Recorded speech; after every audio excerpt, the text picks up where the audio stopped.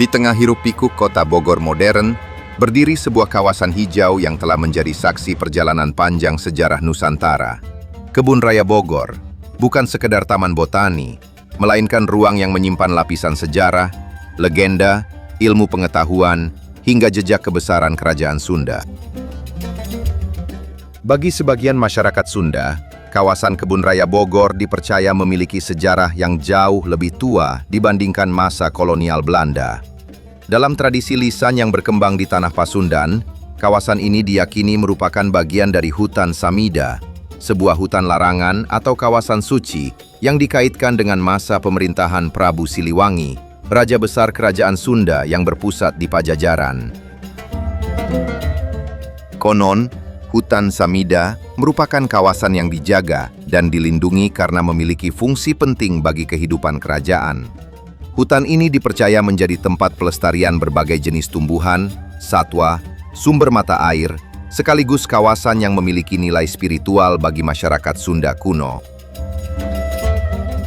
Meskipun hingga kini belum ditemukan bukti arkeologis yang dapat memastikan lokasi hutan Samida secara pasti berada di kawasan Kebun Raya Bogor modern, tradisi lisan tersebut tetap hidup di tengah masyarakat dan menjadi bagian dari identitas budaya kota Bogor. Kisah ini menunjukkan bahwa masyarakat Sunda pada masa lampau telah mengenal konsep pelestarian alam dan penghormatan terhadap lingkungan jauh sebelum lahirnya gagasan konservasi modern. Apabila tradisi lisan tersebut benar adanya, maka Kebun Raya Bogor dapat dipandang sebagai penerus fungsi ekologis hutan Samida yang telah dijaga selama berabad-abad dari masa kerajaan Sunda hingga zaman modern. Memasuki era kolonial, sejarah Kebun Raya Bogor memperoleh catatan yang lebih jelas dan terdokumentasi. Pada tanggal 18 Mei 1817, ahli botani asal Jerman, Caspar Georg Karl Reinwart, mendirikan kebun botani yang dikenal dengan nama Landsplantentuin te Buitenzorg. Kebun ini dibangun di lahan yang berada di belakang Istana Bogor, yang sebelumnya merupakan bagian dari lingkungan istana kolonial. Tujuannya adalah sebagai pusat penelitian, aklimatisasi, dan pengembangan tumbuhan tropis dari berbagai wilayah di Nusantara maupun mancanegara. Ribuan spesies tanaman kemudian dikumpulkan dan ditanam di kawasan ini. Berbagai tanaman bernilai ekonomi seperti kopi, teh, kina, karet, rempah-rempah, hingga tanaman perkebunan lainnya pernah diteliti dan dikembangkan di Kebun Raya Bogor sebelum disebarkan ke berbagai daerah. Seiring perjalanan waktu, Kebun Raya Bogor berkembang menjadi salah satu kebun botani paling penting di dunia tropis. Dengan luas sekitar 87 hektar, kawasan ini kini menjadi rumah bagi ribuan koleksi tumbuhan, termasuk tanaman langka dan spesies yang terancam punah. Di dalamnya, berdiri pepohonan raksasa yang telah berusia ratusan tahun, taman-taman tematik, koleksi palem yang terkenal, hingga berbagai tanaman endemik Indonesia yang menjadi objek penelitian para ilmuwan dari berbagai negara.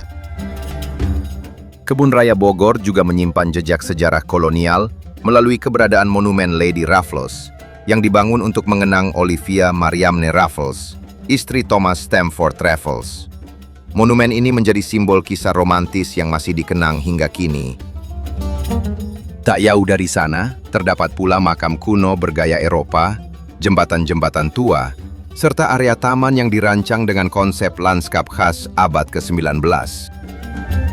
Salah satu ikon paling terkenal di Kebun Raya Bogor adalah bunga bangkai raksasa atau Amorphopalus titanum. Tanaman endemik Sumatera ini menjadi perhatian dunia karena ukurannya yang sangat besar serta masa mekarnya yang relatif singkat. Selain bunga bangkai, Kebun Raya Bogor juga memiliki koleksi teratai raksasa Victoria amazonica yang berasal dari Amerika Selatan. Daunnya yang lebar mampu menopang beban tertentu dan sering menjadi objek fotografi favorit para pengunjung. Selama lebih dari 2 abad, Kebun Raya Bogor telah berkontribusi besar terhadap perkembangan pertanian dan perkebunan di Indonesia. Berbagai tanaman yang kini menjadi komoditas penting pernah diteliti dan dikembangkan di tempat ini sebelum disebarluaskan ke berbagai daerah. Selain itu, juga memiliki hubungan erat dengan lahirnya berbagai lembaga ilmiah di Indonesia, termasuk cikal bakal lembaga biologi dan pusat penelitian yang kini berada di bawah naungan pemerintah. Salah satu kenangan yang masih tersimpan dalam ingatan masyarakat Bogor tempo dulu adalah keberadaan koloni kalong-kalong besar yang pernah menghuni dan beterbangan di kawasan Kebun Raya Bogor. Menjelang senja, ketika cahaya matahari mulai redup dan udara kota hujan terasa semakin sejuk, puluhan bahkan ratusan kalong berukuran besar tampak keluar dari pepohonan tinggi dan melintasi langit Bogor. Pemandangan ini dahulu merupakan hal yang biasa disaksikan warga. Siluet tubuh mereka yang lebar dengan bentangan sayap yang dapat mencapai lebih dari 1 meter bergerak perlahan di atas pepohonan tua, melintasi kawasan Istana Bogor, sungai-sungai kecil, hingga wilayah permukiman di sekitarnya. Kehadiran mereka menjadi bagian dari lanskap alam Bogor yang hijau dan masih didominasi oleh pepohonan besar. Kalong-kalong tersebut bukan sekadar penghuni malam, tetapi memiliki peranan penting dalam menjaga keseimbangan ekosistem.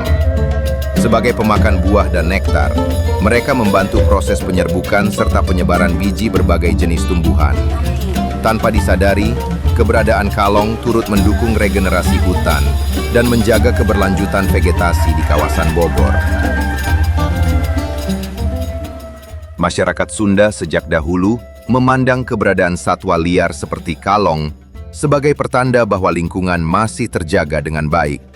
Pepohonan besar yang dahulu memenuhi berbagai sudut kota Bogor menyediakan tempat berlindung, bersarang, dan mencari makan bagi satwa-satwa tersebut. Namun seiring perkembangan kota, perubahan tata ruang, berkurangnya pohon-pohon tua, serta meningkatnya aktivitas manusia, populasi kalong besar di kawasan Bogor perlahan mengalami penurunan. Pemandangan kawanan kalong yang melintas di langit senja kini semakin jarang ditemui.